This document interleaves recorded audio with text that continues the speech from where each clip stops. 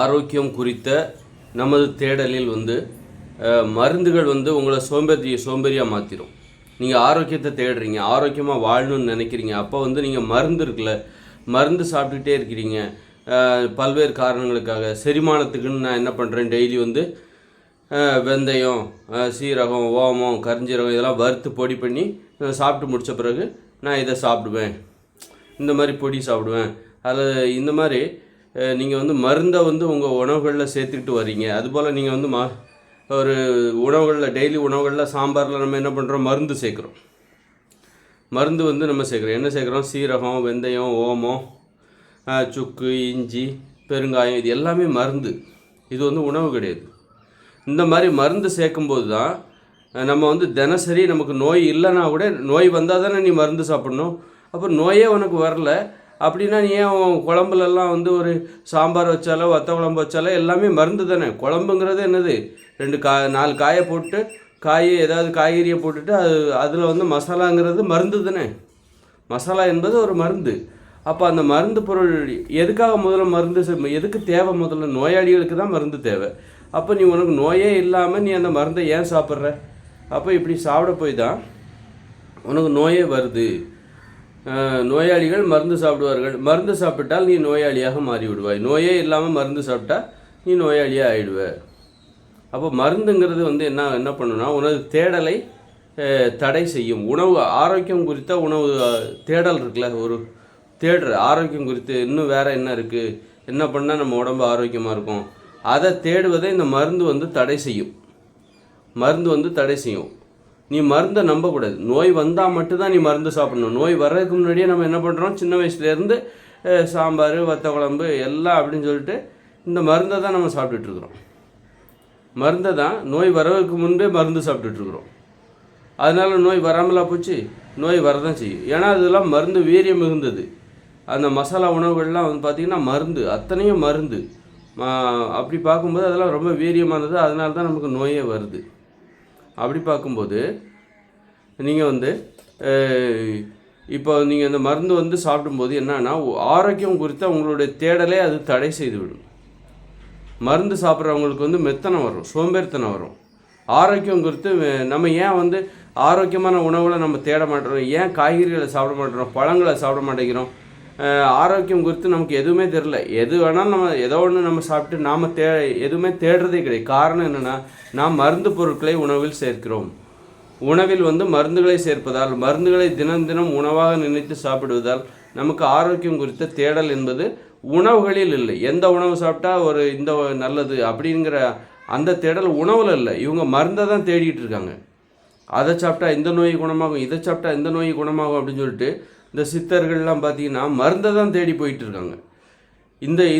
இந்த காய்கறி சாப்பிட்ணும், அதை சாப்பிடணும். உணவுகளே நிறைய இருக்குது.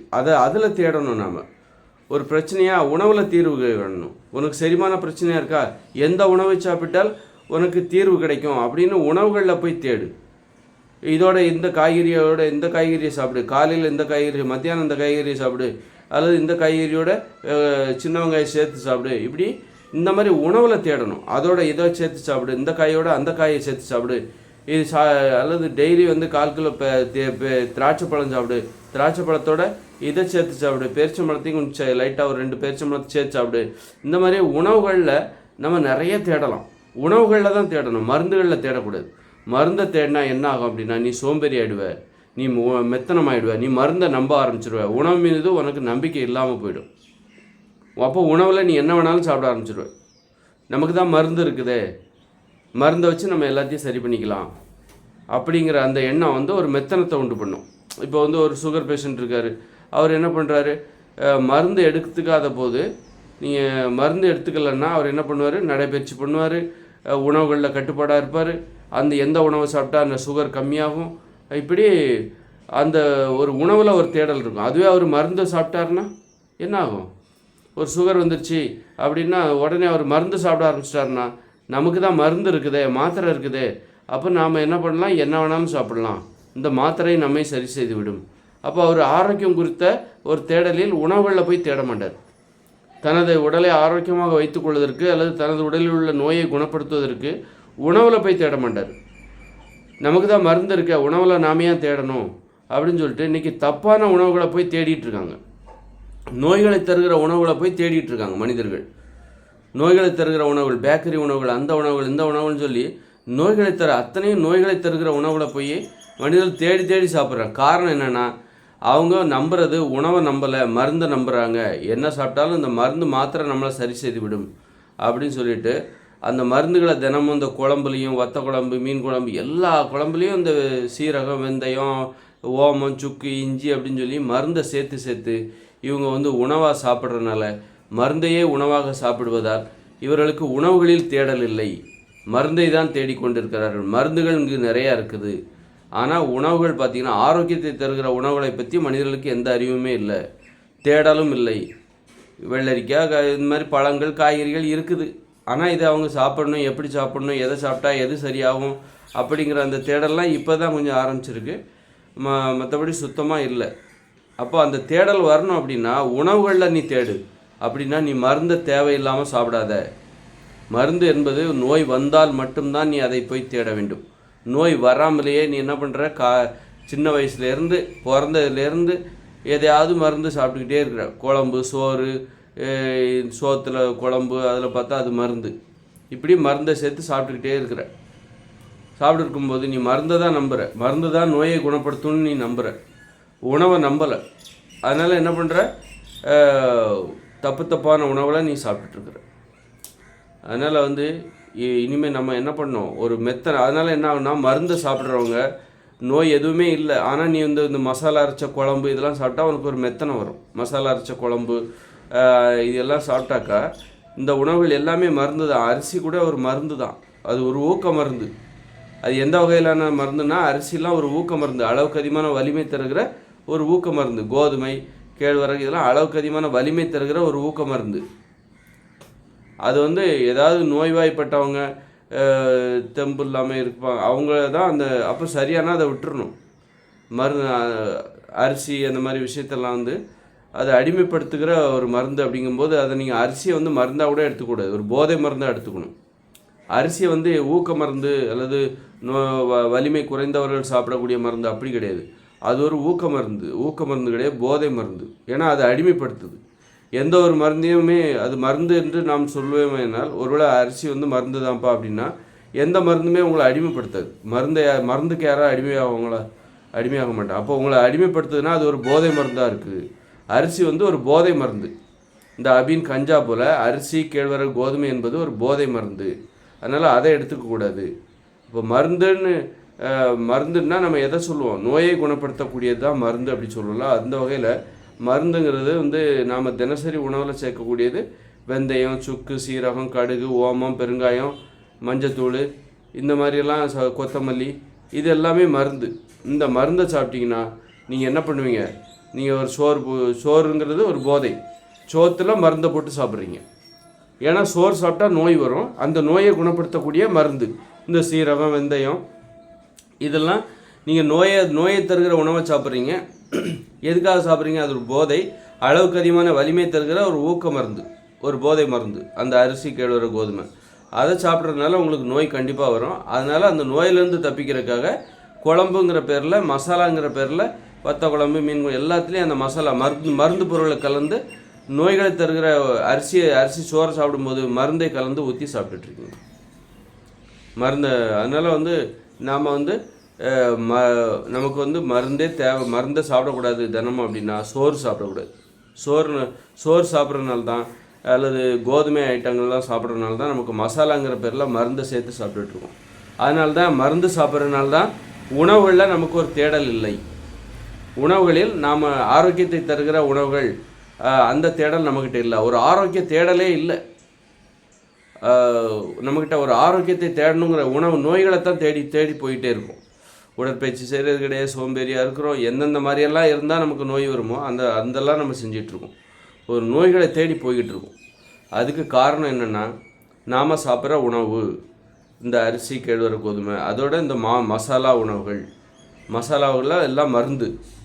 அப்போ அந்த மருந்து பொருளை சாப்பிட்டா நீ உணவை தேட மாட்ட, உணவில் உனக்கு மெத்தனை வந்துடும். நம்ம தான் மருந்து சாப்பிட்றோமே, அந்த மருந்து நமது எல்லா பிரச்சனைகளையும் சரி செய்துவிடும், செரிமானத்தை சரி செய்துவிடும், நோய்கள் வராமல் பார்த்து கொள்ளும். அதனால் நம்ம வந்து என்ன உணவு வேணாலும் நம்ம சாப்பிட்லாங்கிற மெத்தனத்தை இந்த மசாலா உணவுகள், அதாவது மருந்துகள் கலந்த அந்த மசாலா உணவுகள் உங்களுக்கு ஒரு மெத்தனத்தை தரும். உணவுகளில் ஒரு மெத்தனத்தை தரும். ஆரோக்கியத்தை தருகிற உணவுகளை தேட விடாமல் உணவுகளில் ஒரு மெத்தனத்தை தரும். கண்ட உணவுகளை சாப்பிடுவதற்கு இந்த மசாலா தான் ஒரு காரணம். நீங்கள் எதை நம்பி சாப்பிட்றீங்க?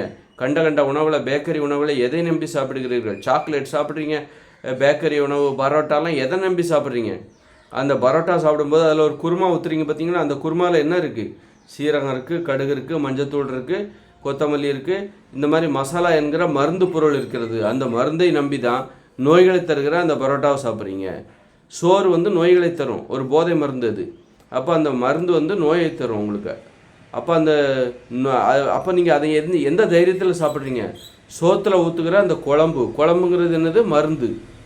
அந்த மருந்தை நம்பி தான், அந்த குழம்பை நம்பி தான் சோறுங்கிற நோயை தருகிற ஒரு போதை மருந்தை சாப்பிடுகிறீர்கள், போதை பொருளை சாப்பிடுகிறீர்கள், போதை உணவை சாப்பிடுகிறீர்கள். அரிசி நம்ம ஏன் சப்பாத்தி சாப்பிட்றோம், ஏன் பூரி சாப்பிட்றோம்? பூரியில் கிழங்கு இருக்குது, கிழங்குல மஞ்சத்தூள் இருக்குது, அதில் சீரகம் இருக்குது, மசாலா இருக்குது, அது ஒரு மருந்து. அந்த மருந்தை நம்பி தான் நீ பூரி சாப்பிட்ற, சப்பாத்தி சாப்பிட்ற. சப்பாத்தியும் பூரியும் உனக்கு நோயை தரும், அந்த நோயை குணப்படுத்துகிற மருந்து அப்படின்னு சொல்லிட்டு நோயை தருகிற வேலையை நீ தான் பார்க்குற, அதை குணப்படுத்துகிற மருந்தையும் நீ தான் சேர்த்து. அப்போது நீ என்ன பண்ணணும்? நோயிலேருந்து விடுபடணும் அப்படின்னா மருந்துலேருந்து விடுபடணும். நோயை தருகிற உணவுகளிலிருந்து விடுபட வேண்டும், அதுபோல் மருந்துகளிலிருந்து நம்ம விடுபடணும். அதனால் மருந்துகள், மசாலாவை நீங்கள் சாப்பிடாதீர்கள். மசாலா சாப்பிட்டீங்கன்னா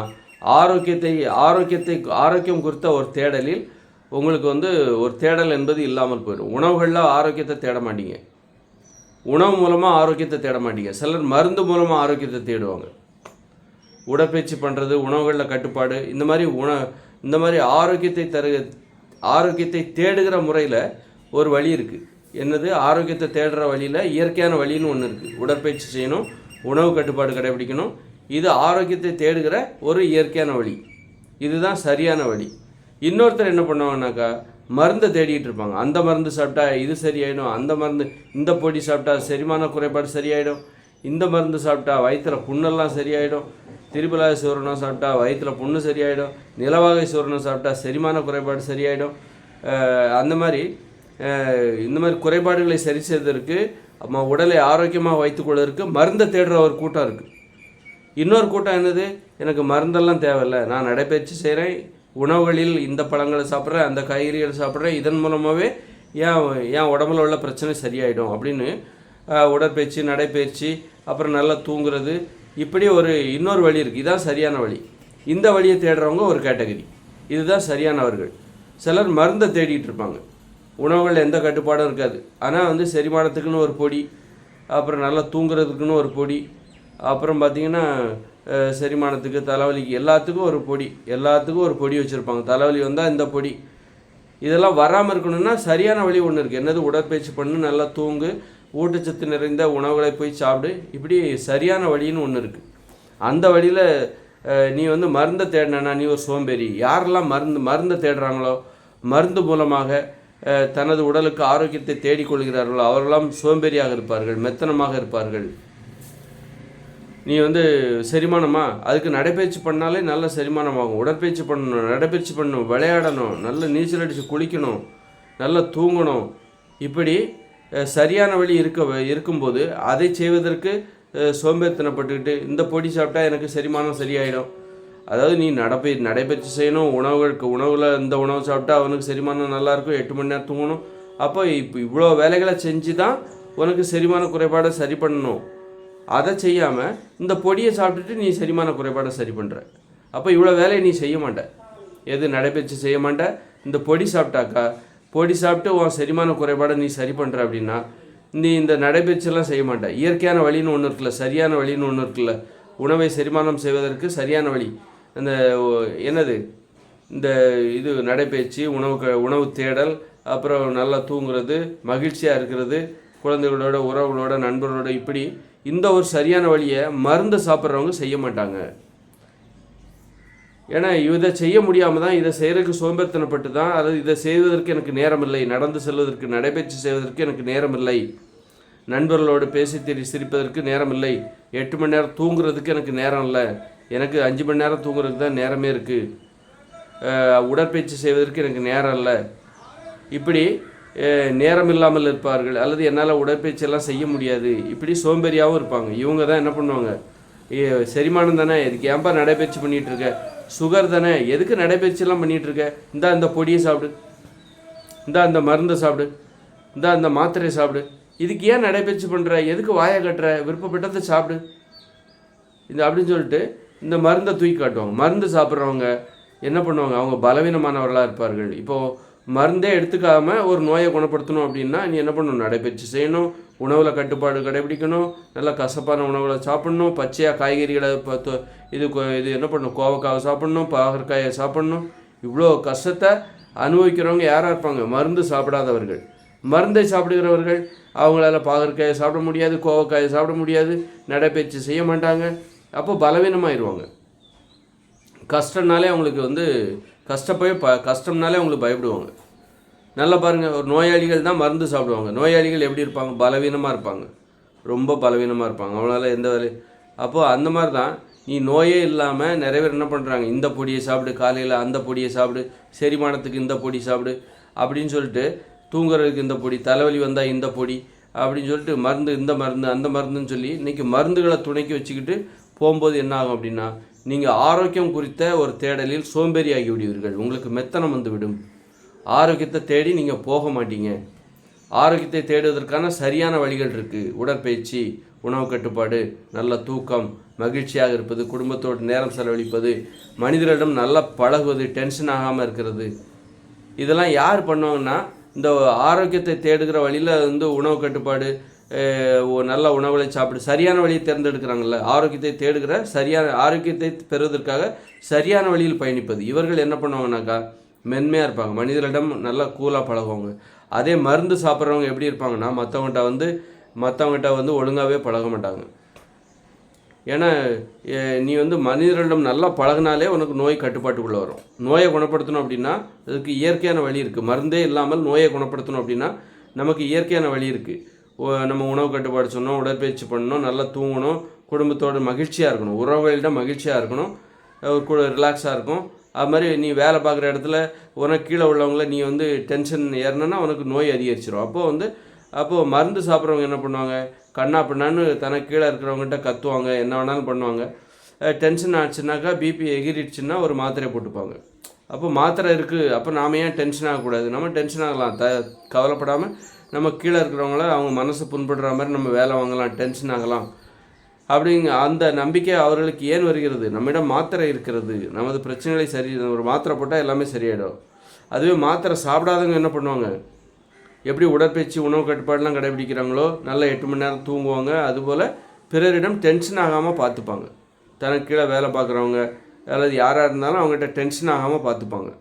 ஏன்னா டென்ஷன் ஆனால் நோய் அதிகரிக்கும், நோய் வந்துவிடும். அதனால் டென்ஷன் ஆகிறது, அதாவது திட்டுறது, விரும்பத்தகாத சண்டைகள் இதெல்லாம் நோயை உருவாக்கும். அதனால் அதை நாம் தடை செய்து விட வேண்டும் அப்படின்னு சொல்லி மருந்தை நம்பாதவர்கள் இது போன்ற ஒரு வழக்கத்திற்கு உள்ளாவார்கள். நல்ல வழக்கம். அதனால் மருந்தை மட்டும் நீங்கள் என்ன பண்ணுவீங்க, நீங்கள் எடுத்துக்காதீங்க, நீங்கள் நோயாளி ஆகிடுவீங்க. மெத்தனம் வந்துடும், சோம்பேறித்தனம் வந்துடும். நம்ம கண்ட உணவுகளை சாப்பிட்றதே ஒரு மெத்தனம் தான். கண்ட உணவுகளை சாப்பிட்றோம், பேக்கரி உணவுகளை சாப்பிட்றோம், சாக்லேட் சாப்பிட்றோம், பரோட்டா சாப்பிட்றோம். என்ன காரணம், கண்ட்ரோல் பண்ண முடியல. ஏன், மெத்தனம், சோம்பேறித்தனம். நல்ல உணவுகளை தேடுவதில் உள்ள ஒரு சோம்பேறித்தனம். நல்ல உணவுகளை தேட முடியல உங்களால். அந்த சோம்பேறித்தனம் தான் உங்களுக்கு இந்த கண்ட உணவுகளை சாப்பிட்றதுக்கு காரணம். நல்ல உணவுகளை தேடாமல் கெட்ட உணவுகளை தேடுறீங்க. கெட்ட உணவுகளை ஏன் தேடுறீங்க, நீங்கள் உங்கள் குழம்பு, வத்த குழம்பு, மீன் குழம்பு எல்லாம் மசாலா, மருந்து. அந்த மருந்து தான் உங்களுக்கு மெத்தனத்தை உண்டு பண்ணுது. அந்த மருந்து தான் நீங்கள் கண்ட உணவுகளையும் சாப்பிடுவதற்கான தைரியத்தை கொடுக்கறது. ஒருத்தன் குற்றம் பண்ணுறான், கண்ட குற்றத்தை பண்ணுறான் அப்படின்னா என்ன அர்த்தம், அவங்க அப்பா அவரோட அதிகாரத்தில் இருப்பார், பணக்காரராக இருப்பார், அதிகாரம் அவர் கையில் இருக்கும், நம்ம அப்பா நம்மளை பாதுகாத்துப்பார் அப்படின்னு சொல்லிட்டு அவன் கண்ட குற்றங்களை செய்வான். லஞ்சம் வாங்குவாங்க, அதை பண்ணுவோம். ஏன் லஞ்சம் வாங்குறாங்க, லஞ்சம் வாங்குற அளவுக்கு அவங்களுக்கு ஏன் தைரியம், மேலதிகாரிகள்லாம் தெரியும், என்ன பிரச்சனை வந்தாலும் நம்மளை காப்பாற்றுவாங்க. இந்த மாதிரியான தைரியம் தான் அவர்கள். அப்போது உனக்கு மேலதிகாரி அந்த மாதிரி யாருமே தெரில அப்படின்னா நீ பயப்படுவ. மேலதிகாரிங்கிறது எது, ஒரு மருந்து மாதிரி தான். நீ என்ன வேணாலும் பண்ணுப்பா, நீ யார்கிட்ட வேணாலும் லஞ்சம் வாங்கு, லஞ்சம் வாங்கு, நாங்கள் இருக்கிறோம், எனக்கு ஒரு கமிஷனை கொடுத்துரு. அப்போ மருத்துவர்கள் என்ன சொல்கிறாங்க, நீ என்ன வேணாலும் பண்ணு, என்ன வேணாலும் சாப்பிடு, எங்களுக்கு ஒரு கமிஷனை கொடுத்துரு, நான் உனக்கு அதுக்கு தேவையான மருந்தை கொடுக்குறேன். அதுபோல் லஞ்சம் வாங்குறவங்க என்ன பண்ணுறாங்க, ஊழல் பண்ணுறவங்க, நீ என்ன வேணாலும் பண்ணு, மேலதிகாரியான எங்ககிட்ட, ஆட்சியாளர்களான எங்ககிட்ட ஒரு கமிஷனை கொடுத்துரு, நான் உனக்கு ஒன்றை பிரச்சனையிலேருந்து பாதுகாத்துப்பேன். அப்போது இந்த மாதிரி இதான். அப்போது இது அவங்களுக்கு என்ன பண்ணுவோம், அவங்க தொடர்ந்து தப்பு பண்ணிகிட்டே இருப்பாங்க, தைரியமாக தப்பு பண்ணிகிட்டு இருப்பாங்க. அதுவே உனக்கு இந்த மாதிரி மேலதிகாரிகளோட ஒரு தொடர்பு உனக்கு இல்லை அப்படின்னு வச்சுக்கோ, இல்லை அப்போ யாருமே இல்லை, நம்மளை பாதுகாக்கிறதுக்கு யாருமே இல்லை, நாம் ஒரு குற்றம் செய்தால் நம்மை பாதுகாப்பதற்கு யாருமே இல்லை அப்படின்னா அவங்க பயந்து போய் குற்றம் செய்ய மாட்டார்கள். அதனால் இந்த மாதிரி இதுபோல் தான் மருந்து நாம் தப்பான உணவுகளை சாப்பிடுவதற்கு இந்த மருந்து தான் காரணம். நீ மசாலாங்கிற பேரில், குழம்புங்கிற பேரில், வத்த குழம்பு, சைடிஷுங்கிற பேரில், நீ தொட்டுக்கிறதுக்குங்கிற பேரில் நீ வச்சுருக்க பாரு, அத்தனையும் மருந்து. அந்த மருந்து தான் நீ தப்பான உணவுகளை சாப்பிடுவதற்கு காரணம். அதனால் நல்ல உணவுகளை சாப்பிட வேண்டும் நினைப்பவர்கள் மசாலாவை எடுத்துக்கக்கூடாது.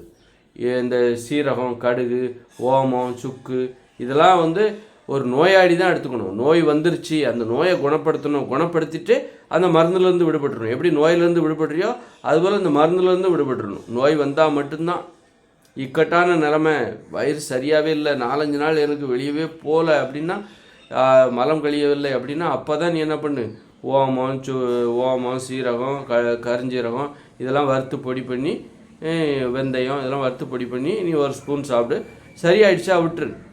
அப்புறம் உணவில் தான் தேடணும். இந்த மலச்சிக்கலை போக்க வேண்டுமென்றால் உணவு.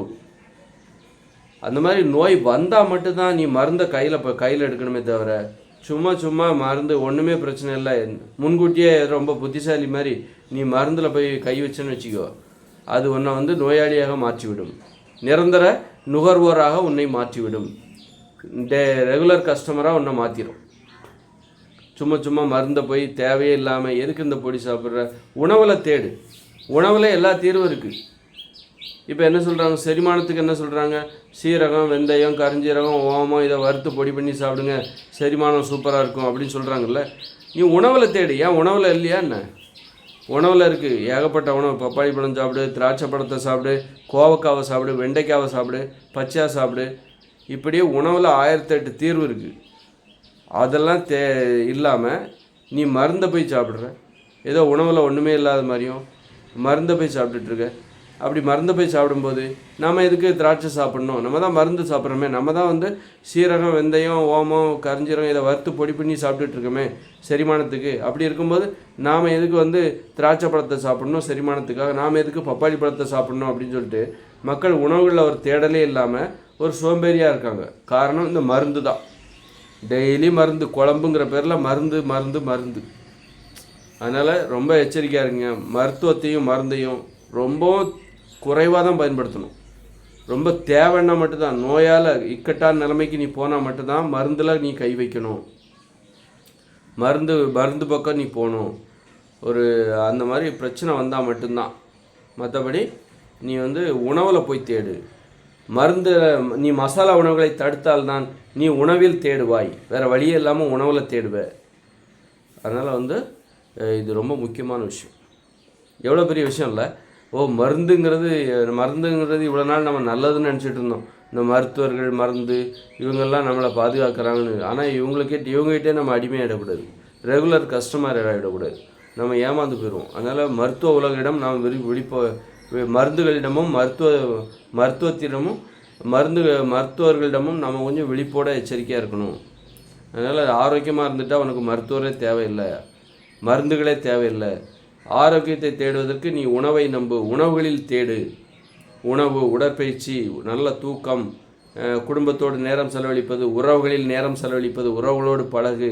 இப்படி ஆக்கப்பூர்வமான ஆரோக்கியமாக வாழ்வதற்கான ஆக்கப்பூர்வமான வழி இருக்குது, அதை போய் தேடு. இங்கே மக்கள் ஆடம்பரமாக வாழணுங்கிற ஆசையில் பணம்னு ஓடி டெய்லி 12 மணி நேரம் உழைக்கிறது. அவங்க தான் என்ன பண்ணுவாங்க, மருந்து, அவங்க நோயாளி ஆகிடுவாங்க. ஏன் எதனால் நோயாளி ஆகிறாங்க, எதனால் மருந்தை நம்புகிறாங்கன்னு ஒரு இருக்குல்ல. எதனாலன்னா இவங்க பணத்தை தேடுவதற்காக 10 மணி நேரம் 12 மணி நேரம் உழைக்கிறாங்க. உறவுகளிட கூட பேசுகிறதுக்கே நேரம் இல்லை. நீ வந்து ஒரு அளவு தான் உழைக்கணும், ஒரு 6 மணி நேரம் உழைக்கணும், அதுக்கு மேலாம் உழைக்கக்கூடாது பணத்தை தேடுவதற்காக. அதிகபட்சம் 8 மணி நேரம் ஒரு தொழில் மட்டும் பண்ணால் போதும்.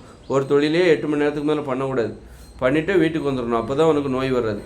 நீ பணம்ட்டு போயிட்டு ஒரு ரிலாக்ஸேஷனே இல்லாமல் எப்போ பார்த்தாலும் டென்ஷனாகவே இருக்கிற அப்படின்னா அப்போ உனக்கு நோய் வரதான் செய்யும். அப்போ இந்த மாதிரி ஆட்களுக்கு தான் அவங்க என்ன பண்ணுவாங்க, நிறைய பணத்தை சம்பாதிப்பாங்க, ஆடம்பரமான வாழ்க்கையை உருவாக்குவார்கள்.